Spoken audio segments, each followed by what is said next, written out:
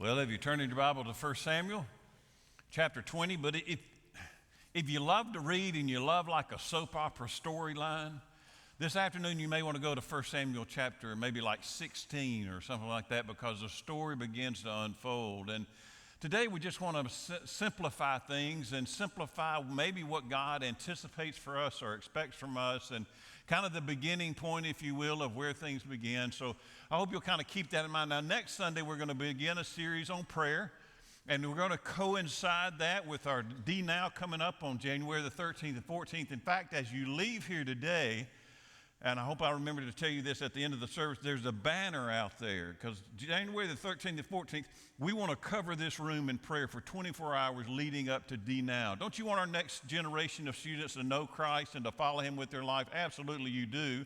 That's going to come because men and women pray over these students, and they're going to have D Now in this room, so we're going to pray over this room, January 13th and 14th. Just want a few of you to sign up in want a lot of you to sign up in 30-minute increments, just a few in each increment, okay? So I want to encourage you to do that and just pass through there during that day. We'll have prayer guides here for you, things you can pray for around the room, and I just want to bathe this place in prayer. That coincides with our message series, coincides with D Now, and we want to be a praying people as a church, and more about that next week, but I want to encourage you to kind of get ready for that, because it's going to be a lot of fun and a neat scenario. So, as you think about, well, what does God anticipate from me? Well, you can just go on and on and on and on and on. But in a simple way, simplistic way, we can turn to places like Luke chapter 10. And it says, why don't you just love, from the Old Testament, why don't you just love the Lord your God with all of your heart, with all of your soul, with all of your strength, and with all of your mind? Why don't you just love God? Just everything you have within you, just love God. Be focused on God. Be determined to love Him and have a love relationship with Him. And if you want to know what that looks like on a practical basis, if you want to know what that looks like in action, if you will, won't you love your neighbor as yourself? You've answered correctly, Jesus replied. Do this and you'll have a great year. Do this and you'll live. If you'll just love God and love other people, you'll be well on your way to having a life that God blesses, that God anoints, that God works through. If you just go through the day saying, you know what, I think today I'm just going to love God, and I'm going to love God's people. I'm going to love the unlovely. I'm going to love the lovely. I'm just going to focus my attention and my focus on God and being obedient to Him and loving Him and following Him with my life, and I'm going to love other people, whether they're like me or whether they're not like me. 1 John chapter 4, verse 19 says, we love because He first loved us. We have the ability to love. We know what love is because He loves us. Even in our relationships at home. Wives, it just simply says you must also love your wife as you love yourself. And the wife must show her love by respecting her husband. You say, well, as soon as he does something respectable, then I'll respect him. That's not what it says. It says respect your husband. Gals, he won't tell you that. He really wants to be your knight in shining armor. He really wants you to feel his muscles. I mean, he wants to be your man, So show him some respect. And if Christ is in the middle of that, he will live up to that and want to be respectable. Now, if Christ is out of the picture, none of this in the Bible works. But if Christ is in the picture, you love your wife like you love yourself, and wives, you respect your husband, man, you're well on your way. Why don't you just love one another? Why don't you love God and love one another? Probably one of the greatest, most popular stories about loving God and loving other people is found in 1 Samuel. And if you remember, there was a prophet named Samuel, and Samuel oddly enough, came into Bethlehem. And when a prophet, I've told you this many times, was a prophet of God, especially in the Old Testament, came into a town, it said in 1 Samuel chapter 16 that the elders were troubled because a prophet of God is coming into town, and most of the time when they come into town, it is not a good scene. They are there to pronounce the judgment of God on all that live in that town, and the wrath of God is coming. So the elders find Samuel and say, are you here in peace? He said, I am. I'm here in peace. But what he was there to do is to anoint the next king of Israel, because Saul had fallen out of favor with God in his rebellion against God.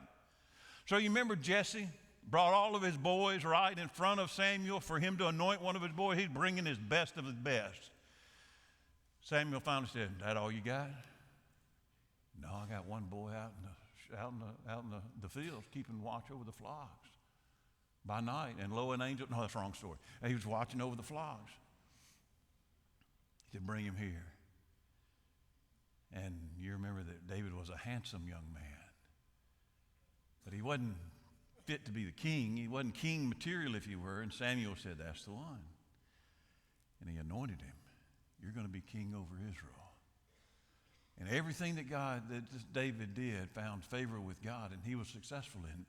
Even when that 9'6" Kareem Abdul-Jabbar, no, Goliath, you remember? 9 feet 6 inches. That's, by the way, that's 3 feet taller than me. That's a big guy.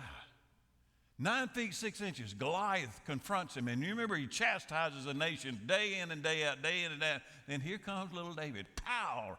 And then David has the audacity to cut his head off. And if you read it, that's why I say it's like a soap opera. You remember David he walked around with the head of Goliath for some time. Now that kind of makes the point, kind of drives it home, does it not? Anybody seen Goliath? Yep, right. I mean, that kind of demonstrates he's done. He's gone. But then the Bible says that the ladies, in 1 Samuel, it's on your outline, chapter 18, verses 7 and 9, and they danced and they sang. They are the ladies of the town, okay? It's not children. Keep that in mind. And they danced and they sang. Saul, the king that had fallen out of favor with God, has slain his thousands, and David his tens of thousands. And Saul was very angry. This refrain galled him. And from that time on, Saul kept a jealous eye on David. Saul kept a jealous eye on David.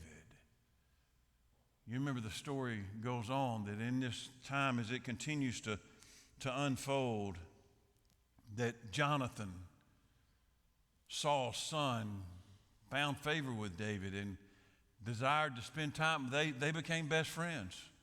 These two guys, the son of the king, Saul, Jonathan, had found favor and liked David. He liked what he did. He liked who he was. They just connected. You have people like that sometimes that just connect. And this story unfolds between David and Jonathan and Saul trying to kill David. And it goes on, but it just gives us a great picture of what a relationship. If you're going to love God and love people, what does it take in our lives? Saul tries to give David one of his daughters so that he'll be a part of his family. He'll be his son-in-law, and then he won't be a challenge to the throne. And David said, who am I? I'm just a shepherd boy. I'm just a poor shepherd boy, he said. Why would I be the son-in-law of the king? I'm not going to marry her. But then a young lady named Michal, another one of Saul's daughters, comes on the scene. And now remember, David's a handsome young man. Now he's a warrior. And Michal has feelings for David, and lest those feelings be known. You see in verses 28 and 29, when Saul realized the Lord was with David and that his daughter Michal loved David, Saul became even more afraid of him and remained his enemy the rest of his days. But Saul ends up giving Michal to David as his bride, just in an attempt to get him into the family and take away that threat to the throne. The story goes on, and Jonathan, the son, asked Saul, his dad and the king of Israel, why are you trying to kill David? He's done nothing but bring you prosperity and bring you success. Why are you trying to kill him? And Saul says, okay, I'm not going to try to kill him. But he does. He does over and over and over again. You say, well, Pastor, how do you know that Saul tried to kill David over and over and over again? Well, the Bible says that Saul would throw his spear at David and try to pin him against the wall with his spear. In my opinion, that means you're trying to kill him. Would you agree with that? No, that's a little violent, a little harsh. But he does this in this story several times as it unfolds. Saul sends men to go get David and bring him to him, and Michal says, David, you got to get out of here. And she let him out of a window, and off he goes, and he runs out of town to hide. She gets a statue, an idol, and lays it in the bed and gets goat skin and puts it over the head and tells the guards, well, he's sick, he can't come. And Saul said, well, just bring the whole bed and everything. Bring him to me so I can kill him. So the guards go back and they try to get David, and they pull the sheet back, and there is an idol with goat hair on its head. And then we pick up this story of Jonathan and David. What does it take to have a great relationship with God? What does it take to have a great relationship with one another and with mankind? One of the things this story is going to teach us is it teaches us to be available. That you and I have to be people of availability. We'll never have friends. We'll never be in our right relationship with God if we're not available with them. Saul is trying to kill David, and Jonathan warns him. And in chapters 20, verses 1 through 4, it says, then David went to Jonathan and asked, what have I done? Why is your dad trying to kill me? What is my crime? How have I wronged your father that he is trying to take my life? And Jonathan said, listen, not going to happen, never. You're not going to die. Look, my father doesn't do anything. My father doesn't do anything great or small without confiding in me. Why would he hide this from me? It is not so. Now keep in mind, if you read through the previous chapter, Saul has already tried to pin David to the wall with his spear twice. But Jonathan said, he's not going to do anything major without me knowing it. And David's probably thinking, oh, yeah, he will too. I was playing my lyre. Is that how you say that, Clay? The little lyre, the little U-shaped stringed instrument. There I was playing. He was trying to pin me against the wall with a spear. But Jonathan said, he's not going to do that. And Jonathan said, whatever you want me to do, David, I'll do it. Do you ever look at your wife and say, whatever you want me to do, I'll do it? Do you ever look at your husband and say, darling, knucklehead, whatever you want me to do, I'll do. Do you ever look at your God? Say, God, whatever you want me to do, I'll do. And the inside of my wedding ring is Isaiah 6:8. God, wherever you want me to go, I'll go. As a daily reminder, God, I just want to surrender to your will in my life. Whatever that is. Whatever you want me to do, God, I'll do it. I'm available to that. Y'all know I live in a house. I live in a world of females. Got a few son-in-laws, and they're trying to bring some balance to the force. But I don't know if you know it or not. Now, this isn't popular culture, I know, but there's a big difference between men and women. There just is. I know you're reading and all that kind of thing, so they're no different. We're all the same. We're all equal. But mercy, we're so vastly different. To be a man in a woman's world, it's rough. Sometimes I just have to pronounce, that is a girl thing. Oh, come on, Dad. It's a girl thing. I'm not on it. I'm not involved. You go do your girl thing. I'm going to go out and walk in cow poop, okay? I'm going to get in the dirt. I got to get out of here. Just a girl thing. But sometimes I get hooked in. And there's a mini series that's on PBS. Are you okay? All Creatures Great and Small. Have you ever seen it? You've been hooked into the girl thing, hadn't you, Clay? Yeah. All Creatures Great and Small. It comes on tonight. Is it 9 o'clock? 9 o'clock, maybe, 9 o'clock. But a new series is starting the 9th, next Sunday night. It's just a chick flick. And they talk in a British accent. I mean, if you're going to come to America, talk American, Don't talk in that British accent. You can't really understand anyway. But my friends, I am hooked, okay? It's about this veterinarian that's trying to make, and then this farmer girl, and they love each other, they like each other, they fall for each other, but they just won't set the hook. They just won't say, I like you, do you like me? They just don't let each other know, I am available and I want you. And it drives me crazy. I thought, dude, so many times you had an opportunity to set the hook in that girl, but you just looked at her like you were stupid. Set the hook. Now next Sunday, I've got to watch again to see if he'll finally set the hook. It's going to take a whole nother series to set the hook, I bet. Last year when it went off, she had run out of a wedding that she was supposed to get married to this old knucklehead. You remember that, Clay? Yeah. It's a girl thing. But it's not a girl thing to tell God, you know what, I'm available. Whatever you want me to do, I'll do whatever that is. I'll do that. It's okay to tell your husband, your wife, your mom, your dad, listen, whatever you need me to do, I'll do. I'm available to be used by you. Sometimes we just got to be people that are available. You remember, if you've been in the faith very long, you remember how this story unfolds. David is scheduled to go to this dinner, this feast with Saul. And David tells Jonathan, man, if I go, he's going to take me out. Tell you what I'm going to do. David said, I'm going to go to a field, and I'm going to hide. And I'm going to go to the field and hide, and you go to the feast, and you let me know if your dad's looking for me. For 2 days they did this, and David hid out in the field. And finally Saul said, you know what? Where is he? Where is he? But before he does that, they make this covenant.